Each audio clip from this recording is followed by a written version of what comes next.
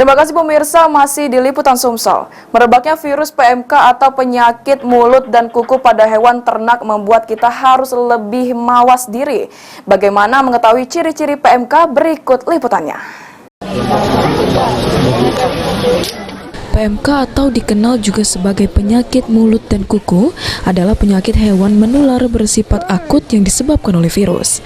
Penyakit ini dapat menyebar dengan sangat cepat mengikuti arus transportasi daging dan ternak terinfeksi. Hingga saat ini telah terkonfirmasi sejumlah wilayah di Sumatera Selatan ditemukan hewan ternak yang terinfeksi PMK, sehingga semua pihak termasuk masyarakat mesti waspada.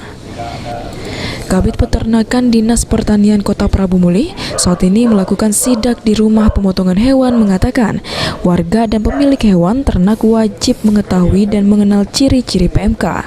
Biasanya, hewan yang paling rentan tertular diantaranya sapi, kerbau, unta, kambing, domba, dan babi. Hewan ternak yang terinfeksi PMK mulutnya terdapat penyakit seperti sariawan dan juga berlendir. Selain itu, kukunya juga terkelupas.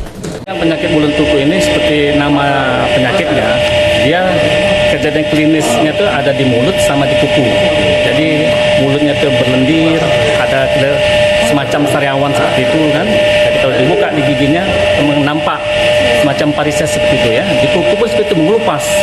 Nah, akibat dari mengelupas itu nanti dia kehilangan daya untuk menopang badannya itu, hanya lumpuh. Perlu digarisbawahi, masyarakat tidak perlu panik dengan mewabahnya PMK, karena konsumsi daging sapi terjangkit PMK tetap aman dengan pendekatan teknis dan juga prosedur tertentu. Beni Firdaus, PAL TV.